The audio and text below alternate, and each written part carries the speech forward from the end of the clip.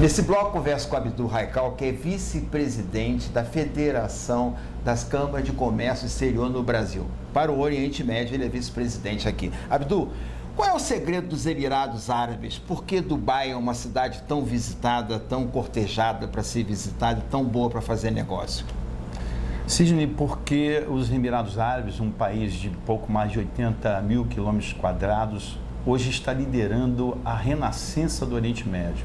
Através dos países do Golfo, o crescimento econômico daquela região, liderado pelos Emirados Árabes, que investiu na infraestrutura, investiu na logística, que saiu da dependência do petróleo para fazer pesados investimentos na diversificação da sua matriz econômica, tendo como suporte, como eixo, a criação dos fundos soberanos. Os fundos soberanos usam os excedentes, os lucros gerados pelo petróleo, para garantir investimentos no setor de energia, de infraestrutura, logística, agropecuária e investimentos no mundo inteiro. Então, esses fundos fazem investimentos no mundo inteiro. E como é que são procurados? Quer dizer, as câmaras de comércio do Oriente Médio têm essa facilidade de fazer essa intermediação para o mundo desses negócios, né? É o que? De exportação? Que outro tipo de negócio tem em todo o mundo? Na verdade, a vice-presidência para o Oriente Médio foi criada recentemente com o objetivo de montar essa infraestrutura e para fomentar a relação comercial, intercâmbio cultural, econômico e comercial e financeiro com os países do Oriente Médio, tendo como base os Emirados Árabes. Essa vice-presidência das câmaras de comércio só tem aqui no Brasil ou em outros países também tem? Não, na verdade, a FCCE é uma entidade que tem 64 anos de existência, a Federação das Câmaras de Comércio, e de serviços prestados no estreitamento da relação, o fortalecimento do comércio bilateral entre as várias nações. A Federação reúne 67 outras entidades, que são as câmaras de comércio dos países com o Brasil, e a vice-presidência para o Oriente Médio foi criada exatamente com esse objetivo, de criar as condições de interagir, de aproximar o produtor brasileiro do comprador do Oriente Médio.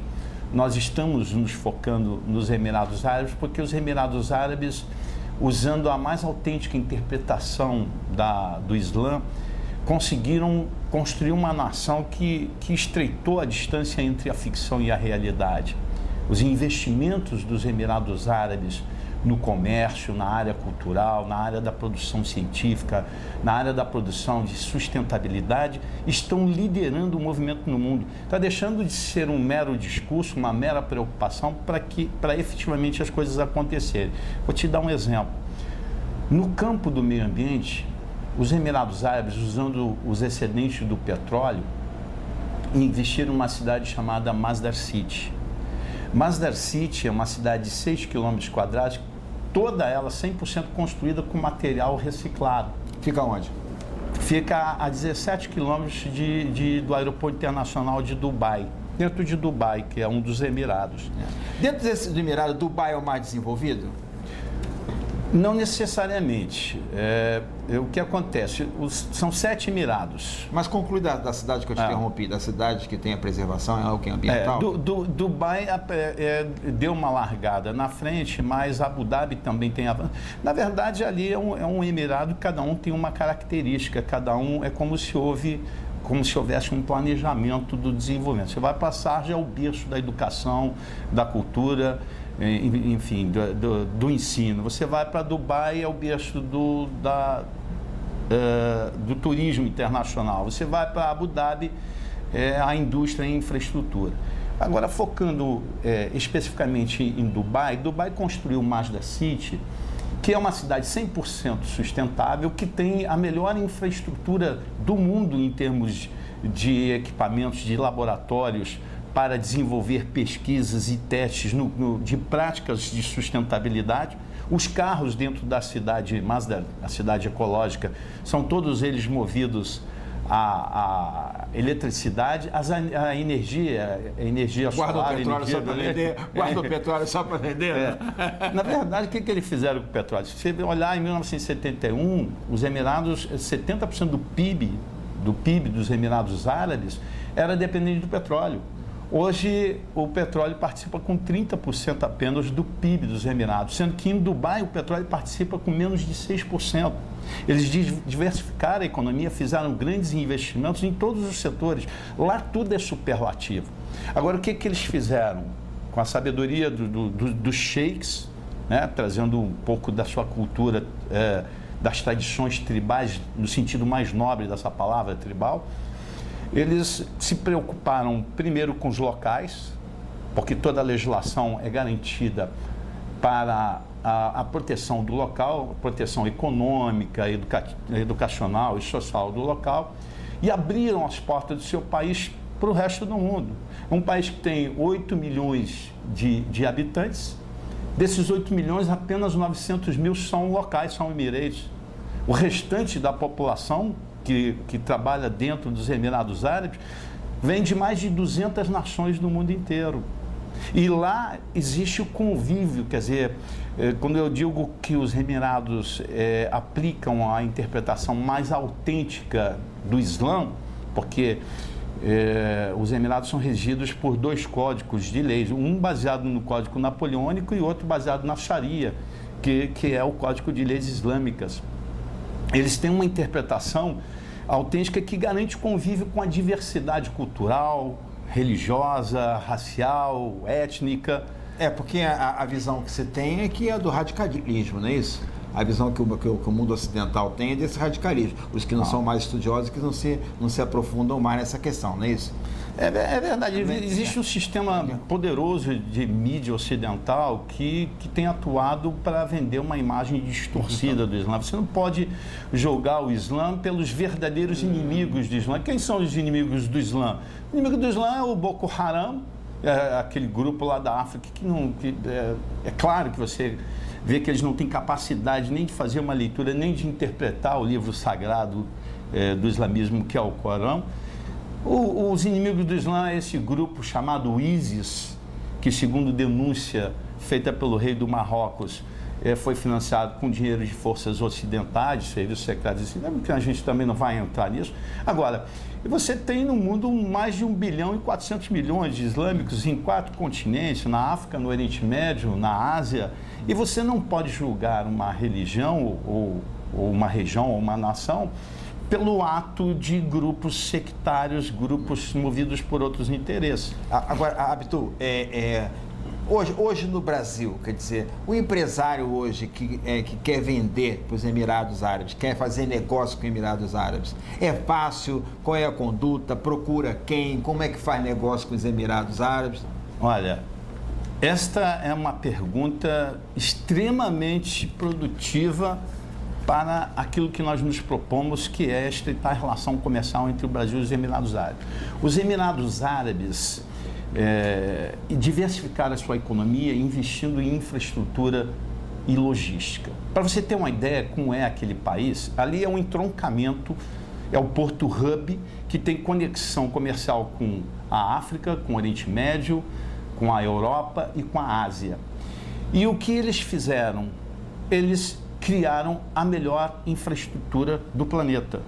Tem 9 portos, tem 30 zonas francas de comércio livre. Para você ter uma ideia, vou citar uma, que é Jebel Ali Free Zone. Jebel Ali Free Zone é uma zona franca de 57 quilômetros quadrados, que comporta hoje mais de 7.300 empresas, 500 delas relacionadas na Fortune Global, que faz o ranking das maiores empresas do mundo. Tem 30 mil pessoas trabalhando lá, e o empresário brasileiro que pretender levar para lá o seu produto, criar a filial da sua empresa dentro de Jebel Ali, ele vai ter 0 taxa para se instalar lá, 0 imposto de renda, 0 em termos de tributação sobre o capital, e vai ter também as condições de repatriar 100% dos lucros da sua empresa. Além de encontrar uma infraestrutura logística, uma infraestrutura e logística, que foram definidos pelo Banco Mundial no índice, numa pontuação que variava de 0 a 7, em termos de logística, Dubai recebeu 6,2%, ou seja, está com uma infraestrutura e está com a logística acima da média dos portos da zona do euro. Bom, isso você está falando de empresas que queiram se instalar lá. E empresas que queiram exportar produtos. Qual é o passo a passo? Quer dizer, como é que pode saber o que é vendável? Que tem uma série de restrições também, não é? Eu lembro que um amigo uma vez estava querendo exportar refrigerante e Guaraná natural, aí não podia ter glúten e tal. Quer dizer, essas questões todas. Qual é o caminho para saber o que pode ser vendido para os Emirados Árabes? Olha, quem quer fazer hoje negócio com os Emirados Árabes, pode nos procurar na FCCE, na Federação das Câmaras do Comércio, que nós vamos dar toda a orientação sobre o processo de internacionalização do seu produto. Agora, em princípio, eu deixar claro o seguinte, as vantagens de exportação são imensas. Primeiro que você tem redução da tributação, você não paga ICMS, a base de cálculo em cima do CONFINS do PIS é reduzida, e você tem programas brasileiros, criados pelo governo brasileiro, estimulando a exportação. Com relação à questão da avaliação do mercado, das características do mercado, existem órgãos do governo federal, do MDIC, que é o Ministério do Desenvolvimento, Indústria e Comércio, como, por exemplo, a Apex, que está instalada lá já há mais de 10 anos, que fazem a prospecção do negócio, que fazem a seleção dos possíveis compradores, que dão toda a informação necessária para que o empresário possa vender o seu produto. Então, hoje, para você criar uma relação comercial, de exportar para os Emirados Árabes e de lá, o detalhe, Cisne, deixar claro, quando eu falo da Zona Franca, eu estou falando de você produzir no Brasil, usar o porto de Jebel Ali para exportar para a Europa, para a África, para a Ásia, zero taxa, zero imposto de renda. Agora, se você quiser levar para lá e distribuir seu produto dentro dos Emirados Árabes, você também paga uma taxação ínfima, que varia de 0% a 5%, dependendo do produto. Quem pode te dar essas informações? Somos nós, a FCCE, podemos fazer um trabalho de prospecção, de análise, mas quem quiser e tiver dificuldade, o Brasil é um país imenso, talvez fique mais fácil para o empresário, o produtor, queira fazer uma pesquisa, entrar no site da Apex, que a Apex tem toda uma infraestrutura de coleta de dados qualificados, informações de alto nível, falando em termos de qualidade. A Apex é o órgão oficial, né? É o órgão do governo federal que faz os estudos iniciais. É um processo que tem muitas vantagens, mas é um trabalho que requer determinação, vontade de conquistar o mercado internacional. Agora, os Emirados Árabes hoje são um país que oferece as melhores condições para o Brasil estreitar a sua relação com o Oriente Médio e com a Ásia. Agora, Abdu, as pessoas que dizem, Emirados Árabes, tal, aí fala, né, de um país ou outro. Quantos são os Emirados? Quais são os países que fazem parte dos Emirados? O que é o Emirado Árabe? Os Emirados Árabes, na verdade, são 7 Emirados. São 7 Emirados: Abu Dhabi, Dubai, Sharjah, Ajman, Fujairah, Calcium, perdão, esse último eu não consigo expressar exatamente o nome, mas são 7 Emirados, numa zona situada num ponto estratégico, porque os Emirados têm o controle do Estreito de Hormuz, que faz a circulação de mercadorias por aquela região do Mar Arábico, e eles fazem parte do Conselho de Cooperação dos Estados Árabes do Golfo. Né? Foi criado um conselho de cooperação que envolve os Emirados Árabes, Kuwait, Arábia Saudita, Omã, Catar e Bahrein, todos eles trabalhando hoje para padronizar as suas taxas alfandegárias, para criar as condições por isso que eu digo, o renascimento do Oriente Médio se dá através dos países do Golfo. Quando nasceu esse renascimento? Esse renascimento dos países do Oriente Médio, principalmente dos Emirados, a partir de quando? Olha, é uma história muito bonita, é uma história que impressiona, porque os Emirados Árabes, há 50 anos atrás, eram areia pura, era um deserto. E as pessoas viviam da caça da pérola, mergulhavam para caçar pérola, para pegar as ostras e vender as pérolas para os países europeus. Viviam em casas no deserto feitas não de pau a pique como aqui, mas quase igual, cobertas com folhas secas de palmeiras. Não tinham médico. Até 1950, para você ter uma ideia, só havia uma escola, mesmo assim era uma pessoa que fazia esse trabalho de ensinar. Eles andavam descalços no deserto, aquelas roupas, era um estado de trapo, de miserabilidade. Não miséria espiritual, porque as tradições beduínas são tradições muito fortes, são valores éticos, são valores morais muito fortes, que até hoje norteiam material, as ações. material de mínimo básico para sobrevivência. Porque viviam no deserto, e o deserto é uma região extremamente hostil à sobrevivência. E os sheiks formaram seu caráter, a sua personalidade, dentro dessas condições de extrema hostilidade. Então, quando veio o petróleo, na década de 60, os sheiks visionários entenderam que precisavam usar aquela riqueza para diversificar e trabalhando com um conceito da preservação ambiental. Principalmente os sheiks que foram criados no deserto. Esses já têm inata marca da preservação ambiental, porque sabem da importância da água, de não se desperdiçar a água, sabem da importância de se preservar o verde. E aí eles para você ter uma ideia, uma das grandes obras, eles construíram uma floresta de 100 quilômetros. Onde isso? Isso nos Emirados, né? Em Abu Dhabi, uma floresta de 100 quilômetros. Então, aqui eles destroem, no Brasil eles destroem. Lá se constrói. Agora, deixa eu te falar uma parte aqui.